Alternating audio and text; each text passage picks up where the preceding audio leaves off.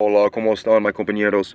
I'm here today to discover what the difference between diagnosing for influenza and diagnosing for COVID-19 might be. Here is what the inventor of PCR is the current method to diagnose for COVID-19. Here is what he has to say about using PCR as a diagnostic tool. I want to ask this to Carrie. How do they misuse PCR to estimate all these supposed free viral RNAs that may or may not be there? I think misuse PCR is not quite. I don't think you can misuse PCR.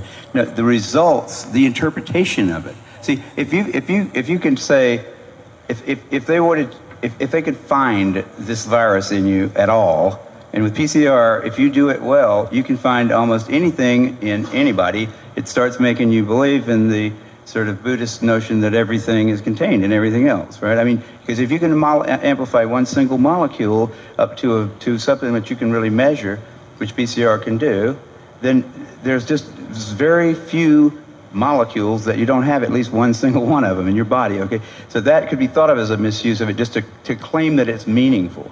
But the real misuse of it is that you don't need to test for HIV. You don't need to test for the other 10,000 retroviruses that are unnamed, also in the subject.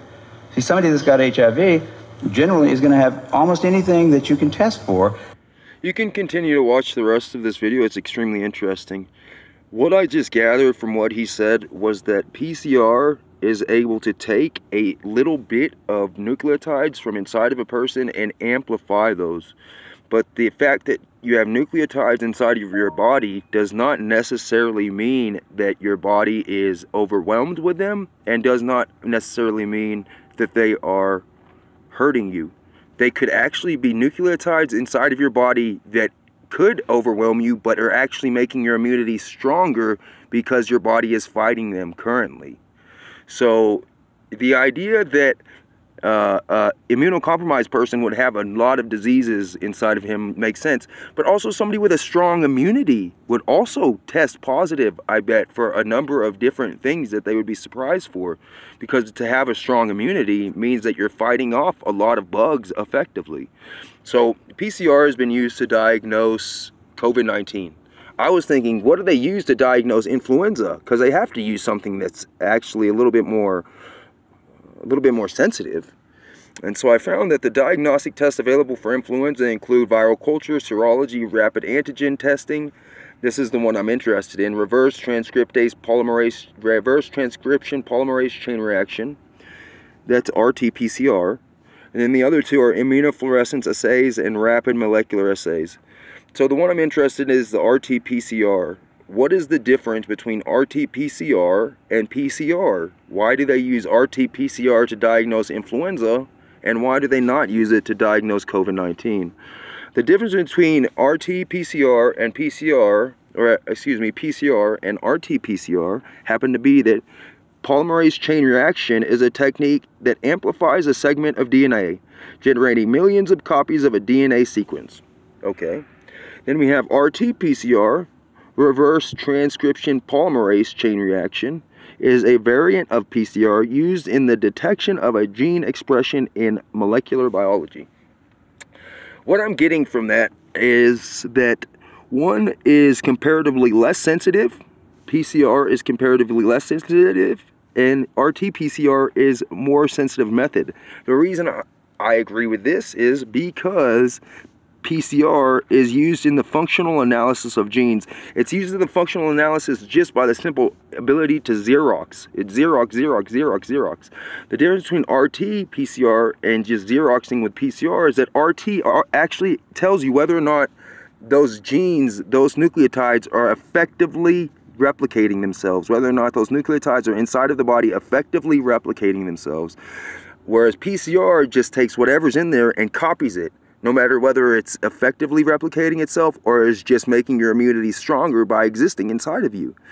So RT-PCR is used to diagnose influenza. PCR is used to diagnose, quote unquote, COVID-19.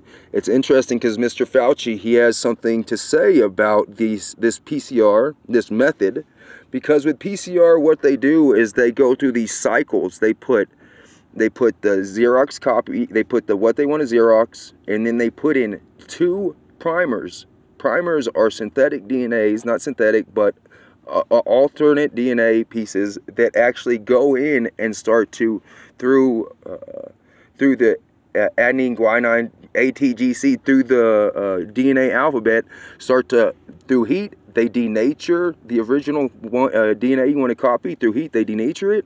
The primers come up and start to connect to where the DNA has just split in half. And then that's one cycle. You have one copy. You do that again, you heat it up, and you introduce these primers, and then you have two copies. So this is how you copy the segment of DNA. You introduce the original version, and then you introduce the primers that will help copy. Primers just are nucleotides.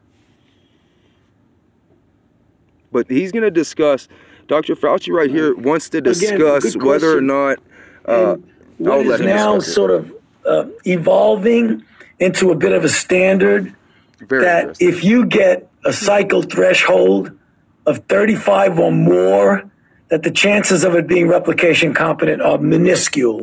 So that if somebody, and you know, we have patients. Replication competent means that it is effectively replicating inside of the body. Replication competent means that after you've copied it and copied it and copied it, what you have is from the original version, you still have nucleotides that are just as strong and just as capable as that original one, because the original serology was strong enough to make copies that are actually replication competent. Because if they aren't replication competent, then they're just Xerox copies of Xerox copies of Xerox copies of Xerox copies that are artificially created. They haven't recreated themselves naturally. It's just you've got a bunch of Xerox copies of original. It's like you took a $1 bill and you just Xeroxed it and you're like, oh, now I'm rich. And it's not the case. And it's very frustrating for the patients as well as for the physicians. Somebody comes in and they repeat their PCR and it's like 37 cycle threshold.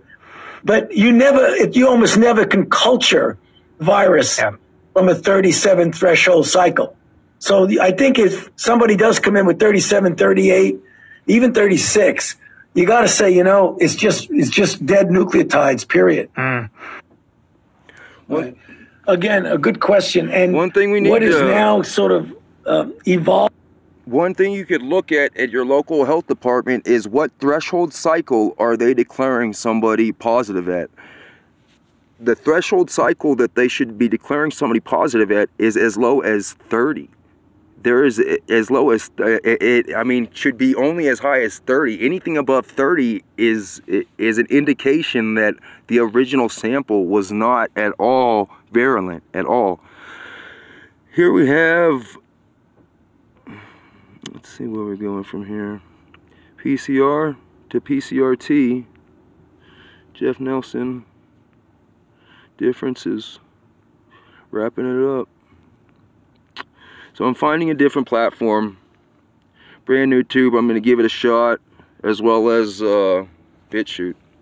But the thing that I really want to harp on is the fact that we are being lied to with the facts. We're not being lied to with lies, we are being lied to with facts. The thing is that the facts are not as they are portraying them. The facts are that it's just Xeroxed $1 bills. Those are, we might be able to look at those and say, yeah, those look like what you said, but those aren't effective.